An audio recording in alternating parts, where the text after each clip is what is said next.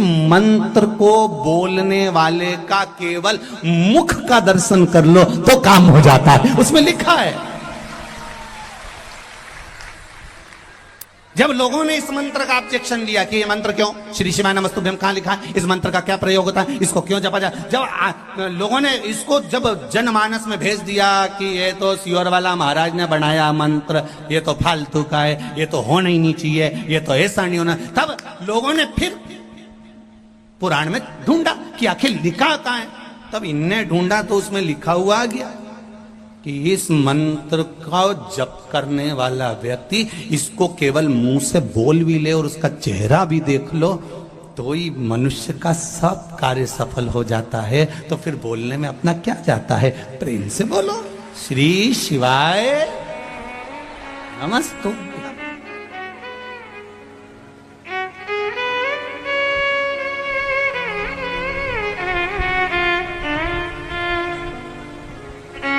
स्मरण है उसमें।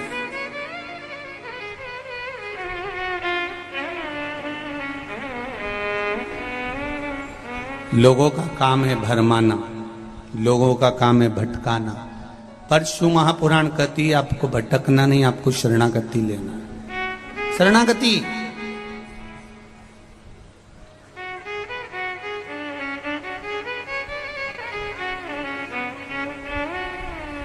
विभीषण लंका में रहते थे,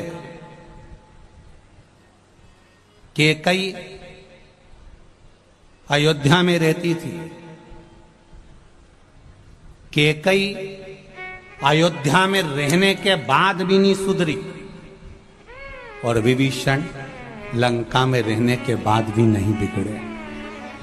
कारण भीतर का जो संस्कार होता है ना, इसको कोई मिटा नहीं सकता।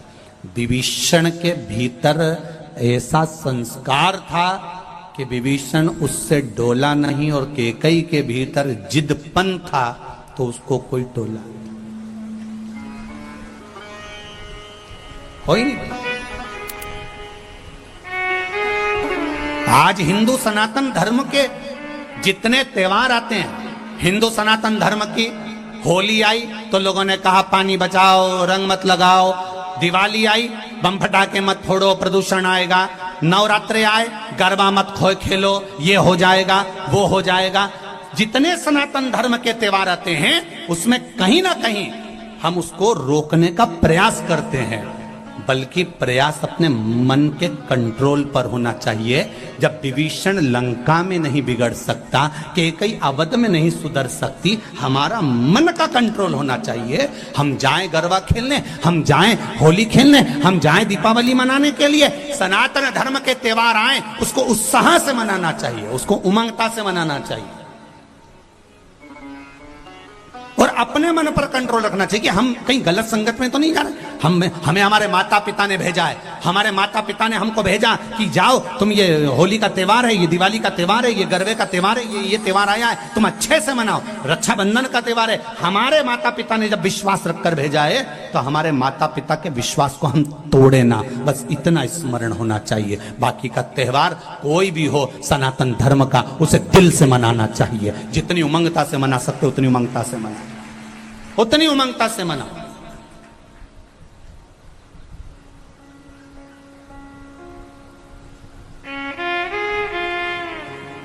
प्रसन्न चित्तता में मनाइए, अपने जीवन को आनंद में जियो। 83,99,999 जन्म। कभी मच्छर बने थे, कभी जुआ,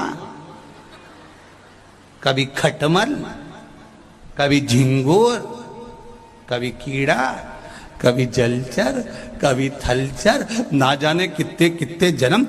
83,99,999 जन्म तो ये जीव जंतु के मिले थे।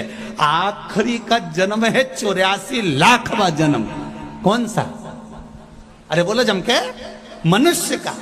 और 84,00,000वां जन्म, और इसके बाद भी कोई गारंटी नहीं दी जीजी कि अपन वापिस मनुष्य बन जाएंगे। वापिस मनुष्य बने ये कोई भरोसा नहीं। अगर दूसरे का पैसा खाकर मर गए तो अगला जन्म भैंस का मिलेगा। और भैंस का जन्म मिलेगा और जिसका पैसा खाकर मरे उसी के घर में दूध देना पड़ेगा और वो नोच नोच के निकालेंगे। नोच खूब रोगी तुम भी कि हमने कौन सा पाप किया था जो इस सेठ जी के यहाँ सारा दूध देना पड़ रहा है। तो दूसरी भैंस समझाएगी तुम्हारे मोहल्ले की पड़ोसन, अरे अपन इसका खा के मर गए थे इसलिए निचोड़ निचोड़ के दे रहे जब तक कर्जा पूरा नहीं हो जाए। खूब झूठ बोलेंगे, अब शब्द बोलेंगे तो अगला जन्म मेंढक का मिलेगा। जितना अनसन बोलेंगे तो हम तुम तो मेंढक बन जाएंगे, तुम मेंढकी बन जाओगे। बोलते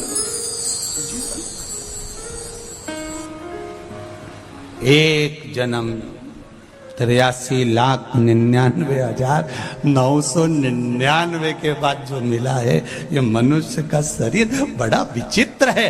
अंतिम बिंदु है, आखिरी।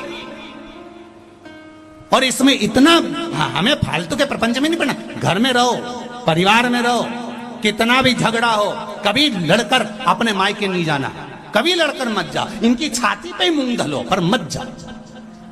नहीं जाऊंगी जा। कोई कितना ही झगड़ा करे, सास कह भी देते हो तो तू तेरे पिताजी के पास जा, तू अपने बाप के घर जा। नहीं जाऊं, मैं तो शादी करके यहीं है और यहीं रहो। और जितना ज्यादा लड़ाई झगड़ा हो उतनी जोरदार रोटी में घी डाल के खाओ, क्योंकि लड़ने के लिए फिर एनर्जी भी तो चाहिए। तो तुम तो अच्छा खाओ और फिर दूसरे दिन तैयार होके फिर बैठ जा। ला पर नहीं जाऊंगी मायके तो नहीं जाऊंगी, जा। पहले का जमाना था कि लड़के मायके चले जाते, अब नहीं जाऊं मैं तो, जा। सियोर वाला महाराज ने मना करा, साला सरजी में बोला था मैं नहीं जाऊंगी। वो कितना ही कह कि मैं तेरा सामान रख दूं, पैक करके छोड़ आऊं, नहीं जाऊंगी, जा। और अगर वो बाहर छोड़ भी दे तो शाम को जब गाय भैंस अपने घर जाए तो उसकी पूंछ पकड़ के अंदर चली जाओ। और वो बोले क्यों आई, कि ना मैं तो आई नहीं रही थी, भैंस लिए आई, मैं थोड़ी ना रही, तुम तो पहुंच जाओ।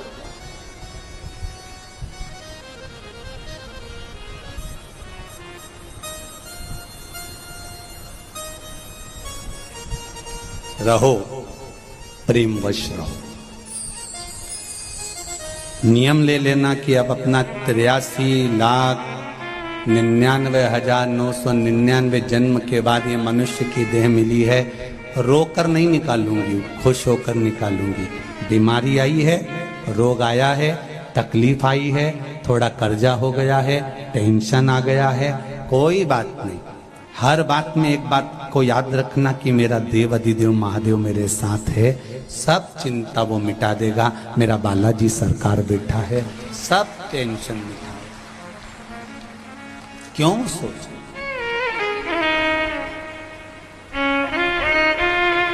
किसके लिए?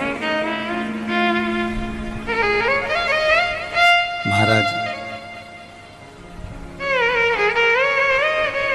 मान सम्मान दुनिया देती है, अपमान मेरा देव देता है। इसलिए देता है कि वो अपनी ओर उसको मोड़ लेता है। थोड़ा थोड़ा कोई कभी आड़ा टेढ़ा बोल दे तो गुस्सा नहीं होना, बहुत सोचना कि भगवान ने अपनी ओर खींचा।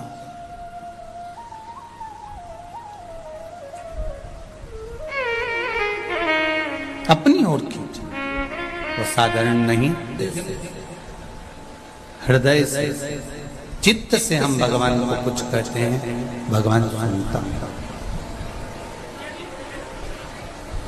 स्वीकार करता है।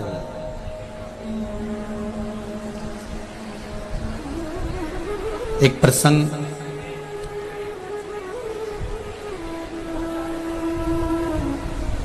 बड़ा सुंदर शिव महापुराण में आता है।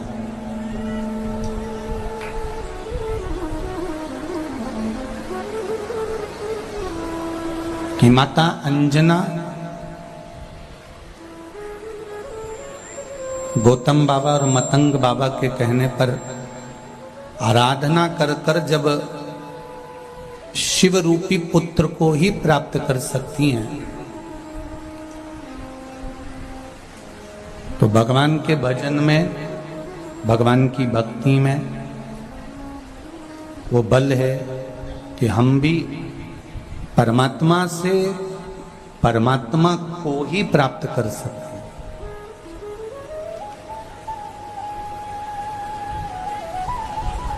ये नहीं है कि परमात्मा हमसे दूर है।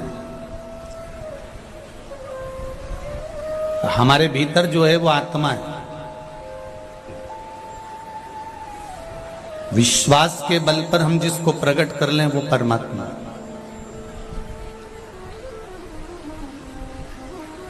सारी समस्या का हल एक लोटा जल। बस जैसे पार्वती मैया ने भगवान शंकर से एक प्रश्न किया कि शिवजी, हे ओघड़दानी, हे बागंबर धारण करने वाले, मुझे आपसे केवल एक प्रश्न करना है कि मृत्यु लोक में भजन करने का कोई एक निश्चित समय रखना चाहिए या नहीं?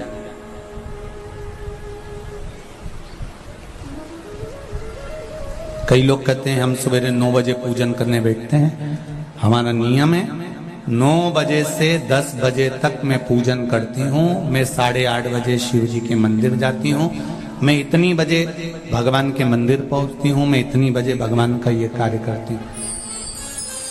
समय से नहीं है।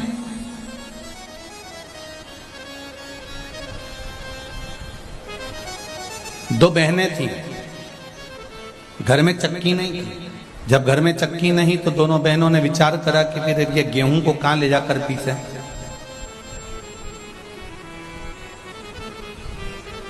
किसी पड़ोसी के यहां गए।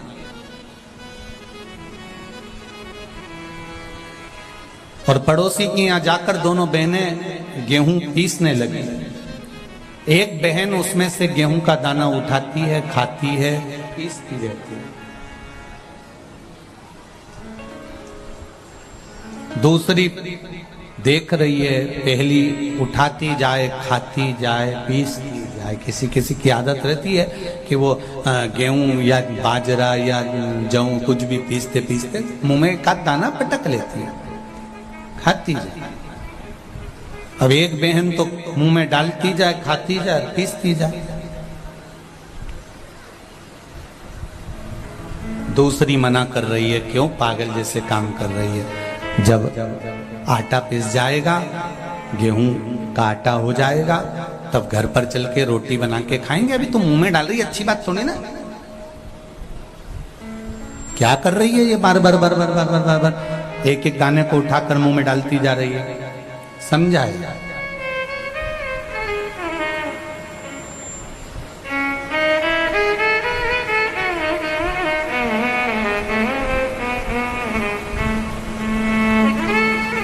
अब जिस गांव में ये दोनों बहनें रहती थी, दोनों गेहूं पीस रही थी, आटा बना लिया।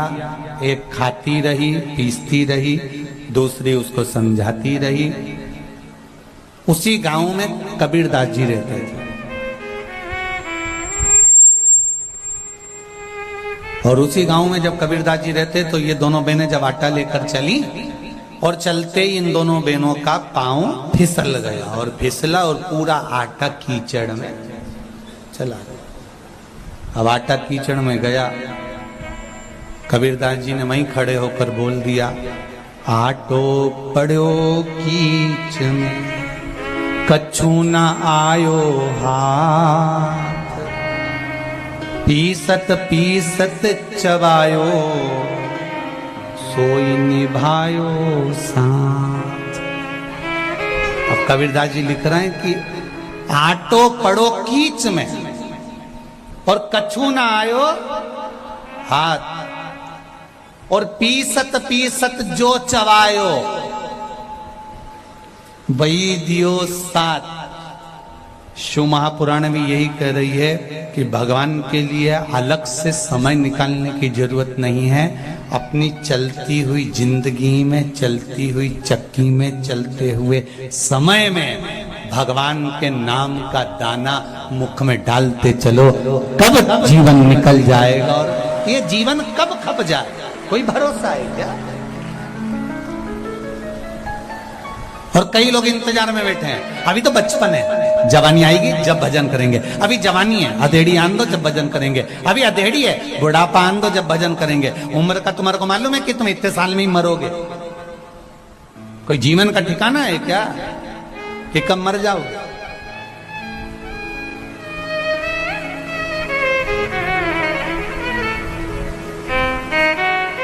काल करे सो आज कर, आज करे सो अब, पल में प्रलय हो जाएगा, हरि जपेगा कब। ये जीवन का कोई भरोसा नहीं, कोई ठिकाना नहीं, कब क्या हो जाए। हाँ, अगर तुम्हारा विश्वास पक्का है, तुम्हारी भरोसा दृढ़ी है, तुम भरोसे के बल पर जी रहे हो, तो ये निश्चित है कि बहुत सारे पत्रों का स्मरण है, पर समय का अभाव है।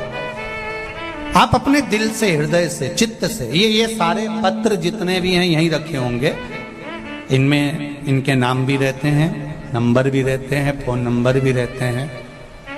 हम हमेशा कहते हैं कि ये पत्र आपके पास में ही रहते हैं, ये व्यासपीठ के पास में या पीछे रख दें, यहाँ जगह नहीं होती है, आप कभी भी पढ़ सकते हो। इन पत्रों का मूल है कि आपका विश्वास, आपका भरोसा। श्री शिवाय नमस्ते। बैठो बैठो, अभी माइक दे देंगे, बैठो। आपका विश्वास मूल है, और जिस भरोसे के साथ, जिस विश्वास के साथ, जिस दृढ़ता के साथ आप परमात्मा का भजन करते हो, वो सुनता चलो। पार्वती मैया ने शंकर भगवान से पूछा कि कोई समय, ऐसा कोई समय जिसमें भगवान का भजन करने का कोई समय? तो शिव जी कहते हैं नहीं नहीं पार्वती, जब मन हो, जब चित्त हो, जब इस हृदय में, इस मन में, जब तुम्हारे समय की अनुकूलता लगे, तब भगवान का भजन कर लो। सारे देवताओं के मंदिर में पट हो सकता है, पर शंकर जी के मंदिर में पट की जरूरत नहीं होती, उनको जरूरत है भी नहीं।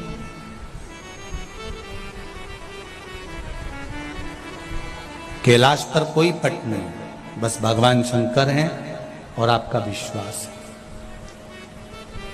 अपने चलते हुए समय में, अपने चलती हुई घड़ी में, अपने चलते हुए समय में भगवान का भजन करो। एक बात हमने पहले भी कथा में कही, आज फिर कहते हैं, जब तक शरीर चले और तुम्हारे घर में चले, तब तक सब अच्छे काम कर लो।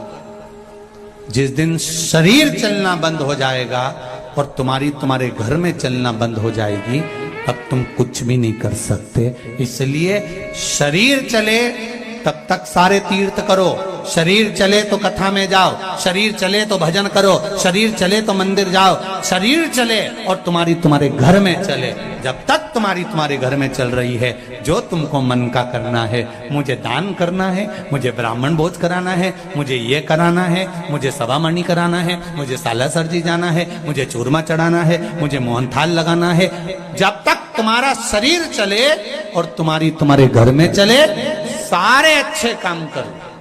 जब शरीर चलना बेकार हो जाएगा, बंद हो जाएगा, तुम्हारे घर में नहीं चलेगी, तब तुम मन में रखकर बस केवल तड़पोगी, बोल नहीं सकती कि मैं दान करना है, मुझे 2 रुपए देना है, मुझे 50 रुपए देना है, मुझे सभामणि करना है, मुझे भोजन भोग कराना है, मुझे ब्राह्मण भोज कराना है। तुम्हारे मन में रह जाएगा और आखिरी तक भी नहीं कर पाए।